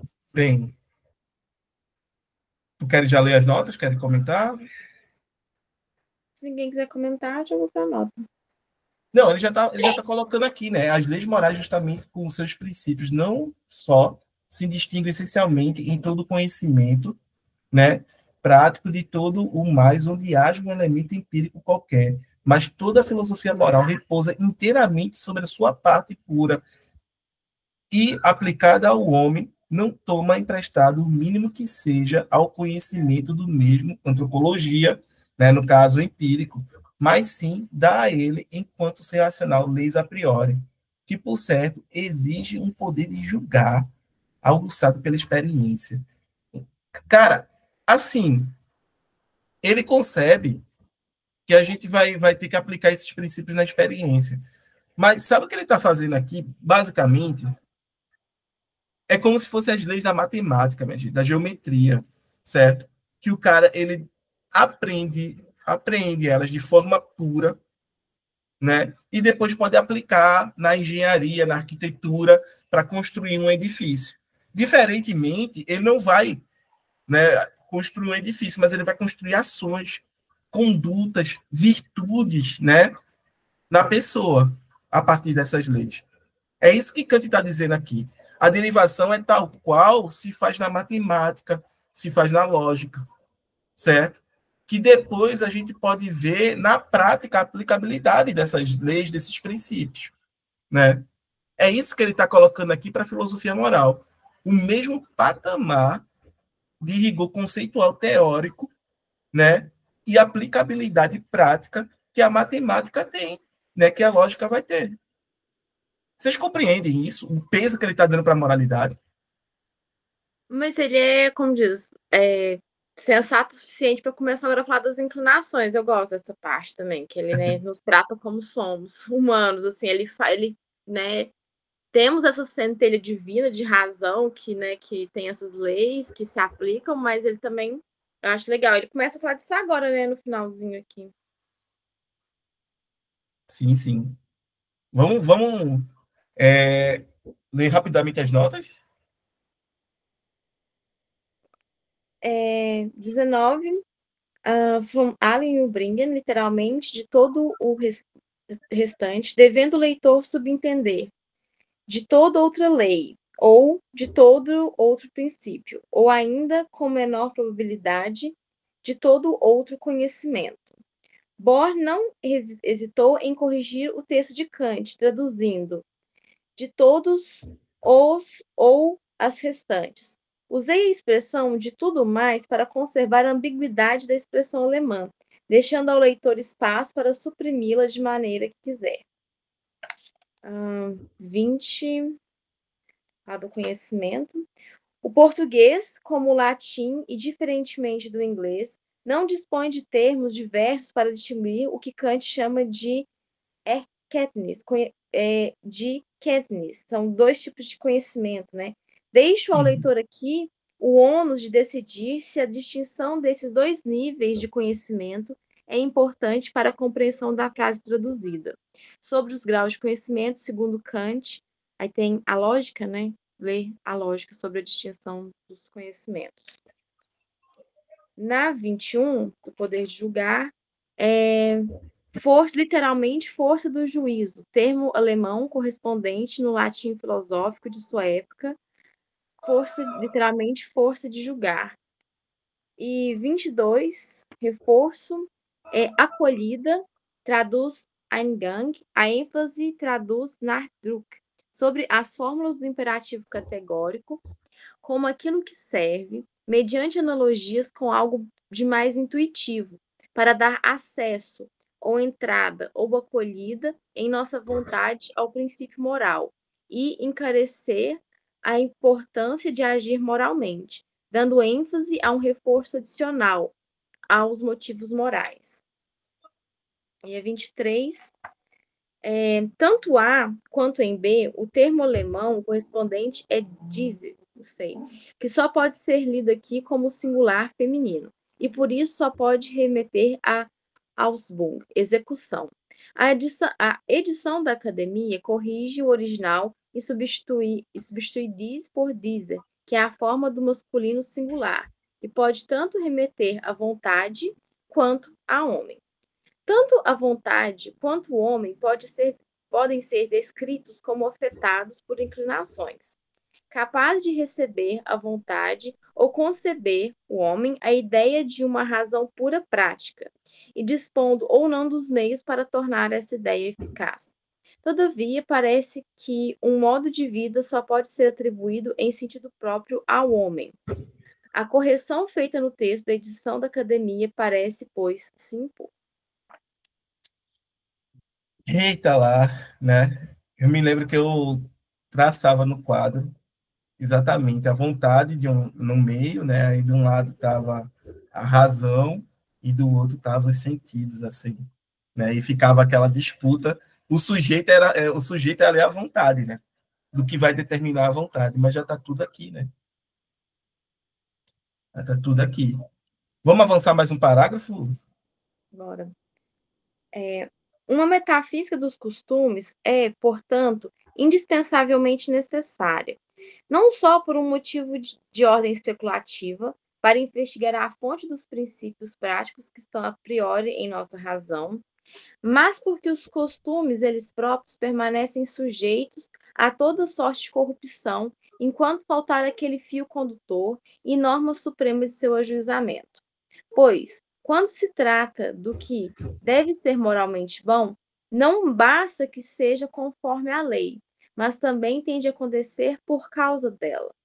Caso contrário, essa conformidade é apenas muito contingente e precária, porque a razão para agir imoral produzirá de quando em quando, é verdade, ações conforme a lei, no mais das vezes, porém, ações contrárias à lei. Ora, a lei moral em sua pureza e genuinidade, que é o que mais importa no domínio prático, não deve ser buscada em nenhum outro lugar senão em uma filosofia pura. Portanto, esta metafísica deve vir em primeiro lugar, e sem ela não pode de todo haver uma filosofia moral. Aqui mistura esses princípios puros com os empíricos não merece sequer o nome de uma filosofia, pois essa distingue-se precisamente do conhecimento racional comum pelo fato de apresentar-se como ciência separada de que este só compreende confundido com outras coisas. Muito menos o de uma filosofia moral, porque, justamente, com esta confusão, acaba por derrogar a pureza dos costumes eles próprios, procedendo contrariamente ao seu próprio fim. Esse é pesado. Esse é.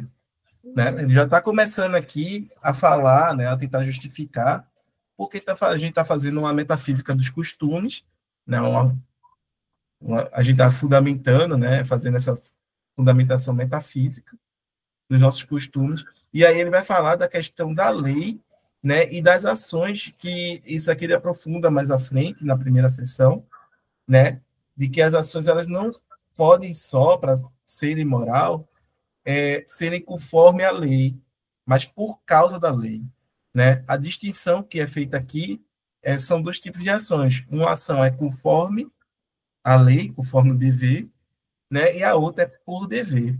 Em outras palavras, é agir porque vai ter uma aparência de moralidade e você, de alguma forma, né, vai se beneficiar daquilo, ou não vai ser penalizado, né? Ou você fazer o correto porque é correto, né? Fazer por causa, né, do dever, por conta que aquilo é a lei, né? É o que é correto a se fazer. E isso já se apresenta nesse parágrafo, né? Quando ele já está trabalhando outras noções e justificando que a gente tem que analisar isso daqui, né? Ao contrário, essa conformidade é apenas muito contingente e precária, né? Então já vai falando na questão de ser contingente, né? Portanto, esta metafísica deve vir em primeiro lugar, e sem ela não pode de todo haver uma filosofia moral, né? A gente precisa fazer uma fundamentação para entender de onde está vindo essa lei, como é que ela é derivada, né?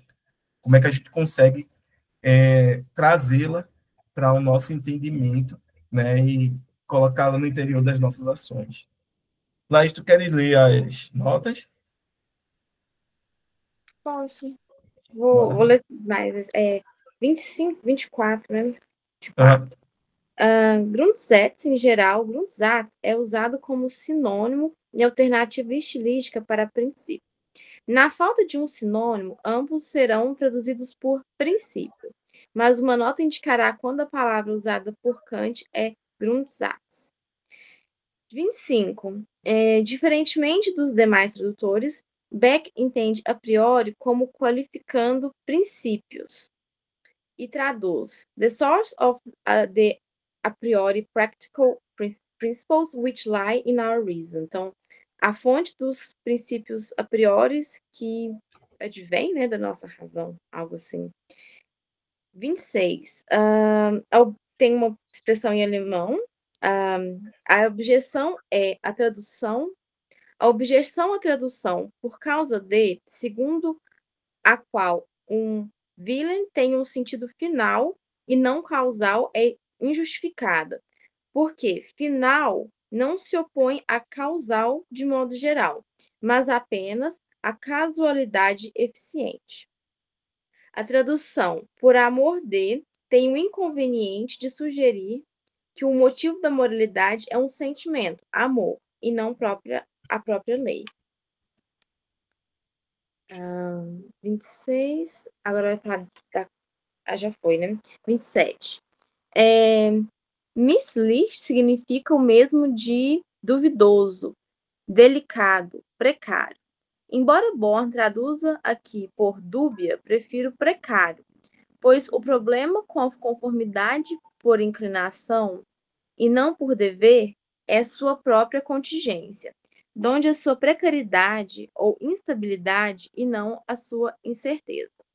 Dito de outra maneira, o problema está em que uma conformidade com o princípio moral que não resulte da atitude ou convicção moral, mas do interesse, só pode ser muito fortuita e instável. O mesmo termo é usado na segunda seção para caracterizar a dificuldade do ponto de vista em que a filosofia deve se colocar para determinar corretamente a origem do princípio moral. 28. Razão de agir traduz aqui Grund, que Born traduz aqui, por sua vez, como ratio, moralis. A palavra motivo poderia ser usada aqui para traduzir Grund, mas prefiro usá-la para traduzir uma outra palavra bem grande em alemão. Que é cheia de consoantes. Então, meu alemão ainda é A1 ainda, então ele tadinho. 29. Airtight, né? E 30 também é uma parte. Tem a 30, é 30. Literalmente em. E 31. 31. Abrutut. Embora as expressões derrogar a, fazer uma derrogação a, sejam pouco usadas em português, prefiro a tradução usual trazer dano a. A razão é que elas têm um sentido técnico, jurídico, que corresponde exatamente a abruptum, que é, aliás, a expressão normalmente usada para traduzir a expressão latina derrogare lege. Born, que traduz a expressão por derrogare, ora por detrare, né? Certamente pensou na expressão latina segundo a qual uma lei é derrogada, se lhe é retirado um de seus dispositivos, isto é, se ela é revogada parcialmente. Derrogar, de resto, significa anular parcialmente uma lei. Aqui está o glossário expandido, bem como o verbete derrogare no Georges, que é um dicionário latino-alemão. Yep. É isso por hora, tá, gente? A gente está iniciando, né, a leitura da fundamentação. É difícil, certo? Não vou negar a dificuldade, porque é um texto que, embora ele seja curto em número de páginas, ele é carregado conceitualmente, certo? E vai trazer para a gente um desafio intelectual, certo? Um esforço da gente compreender o que o Kant está fazendo teoricamente, né, como movimento para poder derivar um princípio, derivar um conceito, né, chegar a determinada noção, ou até mesmo, né, mostrar que aquilo dali é um princípio e não pode ser demonstrado, e aí vai, certo? É muito recorrente na filosofia de Kant como posso dizer, esse arcabouço teórico, certo? Esse pano de fundo. Mas uma vez que você domina, certo? O que ele quer dizer, o que ele tem ali como arcabouço teórico, você consegue transitar dentro das obras deles e entender a argumentação, né, a linha argumentativa que ele está tomando, tá? Laís, tu gostaria de colocar alguma coisa, Laís? Não, eu reforço tudo que você falou, que é isso, né? Depois que você começa, vai mais fácil, mas realmente, às vezes, navegar por 2, 3, 4 línguas, latim, alemão, inglês, tradutores, mas assim, eu acho que ele cita também, por exemplo, que vai usar alguns nas próximas páginas, né? Exemplos também, isso deixa a leitura mais agradável, né? Que agora ele está num processo muito dos conceitos, mas ele cita depois vários exemplos para exemplificar o que ele estava falando. Então, às vezes, o que está meio difícil é que vai ficar mais claro, os exemplos deles são muito bons. Então, assim, mas você vai melhorar, assim. Não que tenha sido ruim, né? Mas é mais difícil esse começo mesmo. Mas ele fica bem interessante no decorrer, né, da leitura. É por aí, é por aí. E, enfim, eu acho que é isso por hoje, certo? A gente vai parar nesse parágrafo. Qual página estamos? Aqui está na página 70, mas o parágrafo não se pense, porém, né, que o que é exigido aqui já se encontra na propedêutica do célebre Wolff, né, onde ele vai começar a citar Wolff, né, que o Vitor já mencionou aí, e o Radisson também, certo? Eu gostaria de agradecer a todo mundo, certo, que esteve aqui. Não corram, certo? Não tenham medo do Kant. Esteja aqui na próxima semana também. Você que está assistindo aí, né, e não pôde participar, venha com a gente. O Kant é difícil, certo? Mas depois que a gente, como eu disse, aprende essa parte aí do vocabulário dele, se torna bem mais fácil a gente transitar, né, em meio aos seus raciocínios, em meio às suas reflexões filosóficas, tá, gente? Só tenho a agradecer a participação e a presença de todos e todas aqui, certo? E desejar uma ótima semana a vocês. Muito obrigado mesmo. Eu que agradeço, muito obrigada, ótima semana. Obrigada, boa noite. Até mais. Obrigado, valeu. Valeu, gente. Um grande abraço aí, se cuidem e até mais. Você também.